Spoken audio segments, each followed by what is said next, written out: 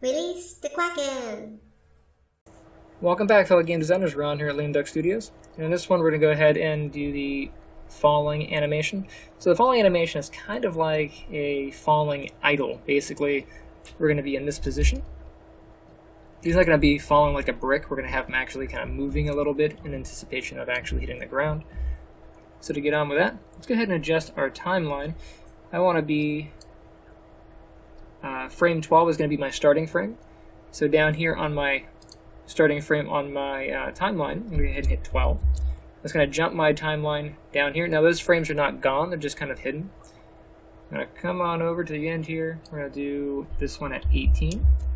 And actually, I want to go a little bit further than this, because if you remember our idle animation, we did that at about 60 frames. So for this, so it's not too fast, I'm going to do this one at about 60 frames as well. Happen to have a handy calculator right here, and we can say from frame 12, so 12 plus 60, right, gives us 72 frames. So I need to go out to frame 72. I'm going to come down here, hit enter. I'm going to expand this timeline. We're going to expand our range here all the way to the end. Conversely, you could just type it in there as well. So now I have from 12 all the way to 72. And you can see as I do that, at least on mine, it might not happen with yours, but he goes back into his idle stance. So that means that we did not successfully delete that frame when we tried to delete it earlier. I'm going to go ahead and select him. Select hierarchy. You can see that there's actually a frame on 28. We don't need that. And there's a frame on 60 we don't need. And a frame on 14 that we don't need. So these are frames that we tried to delete earlier, but they just didn't go. Right click, delete that one. Delete. And lastly, get on out of here, frame 60. Bye. With that being the case, I'm going to go ahead and save it because mine likes to crash. Oh my god. Alright, and you can see now that from 12 on, he is in this wonderful idle pose, his falling idle. I'm going to go all the way to the end, to frame 72. Press the S key. And again, make sure you have all the joints selected. If you don't know how, select the root joint, select, and then hierarchy. Press the S key to key all those in. And then somewhere between here and there, sure, I'm going to say the middle-ish is about there. I'm going to have something happen. So maybe the legs will bob a little bit.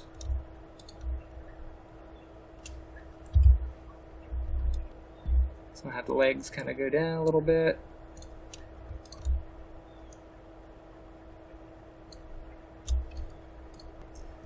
Don't forget to hit auto key. My Maya crashed, so auto key automatically turned off. So I have to go to those that I just moved and hit S on those.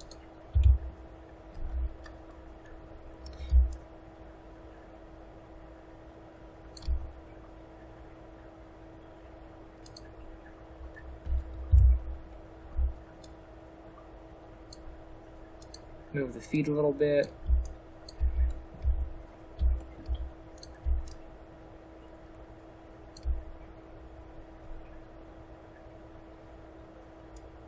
Maybe he'll move back. These arms might move a little up or down, up to you. And I'll move the head back a little bit so it's like bobbing. Just slightly with the fall, adjust the chest a little.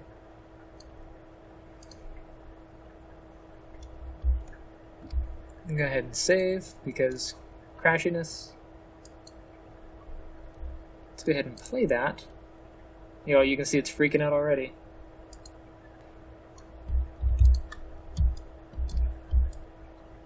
There we go.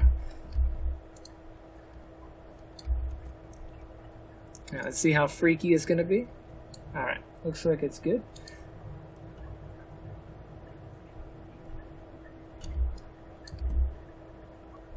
A little bit of a pop at the end. It tells me that the ending frame and the starting frame are different somehow.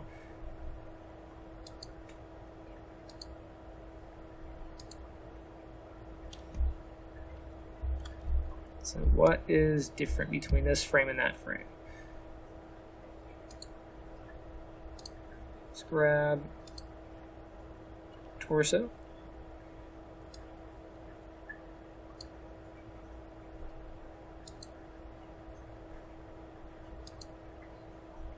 So that one is different for some reason. Let's go ahead and do this. I'm going to do select all. So grab that, the root joint, select hierarchy. Over here on frame 12, I'm going to press S just to make sure all those are keyed. Right click, copy. Make sure you save it for this because mine likes to crash. Come over to frame 72. I'm going to paste that in. So there should not be a difference between this frame and that frame. So here is him falling.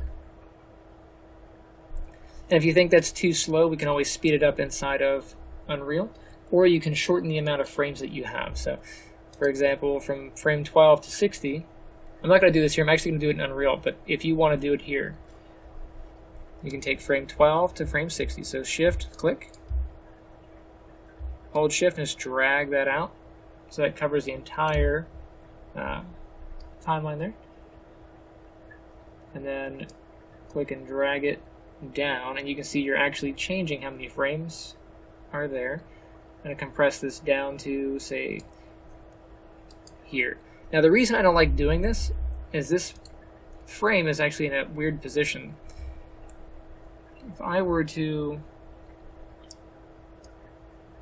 drag my slider up, you can see that this one is not exactly in frame 45. Like it's there, but it's not at the front of it. It's somewhere in here, right? Because that's a floating point value, and that little tick is somewhere in there around 45-ish, and that really messes with my OCD. And also, like, this one is somewhere in between 29. So when I would try to cap this off and do like a clean cut, like if I drop this to 46 at this point, let's do 45. To me, that's not a clean cut, and it bothers me. But this would be a much faster idle if you're falling. Okay. Now what I'm going to do is I'm going to Control Z that. I'm going to put this back to 72. I'm going to Control Z and not scale my timeline like that. I'm going to do that inside of Unreal. Okay. I'm going to save this out as a different iteration just in case it breaks. And with that, we have our falling animation. In the next one, we're going to do the landing animation. Save your work, and I shall see you in the next one. Hey guys, thanks for checking out my channel. Misty and I both thank you.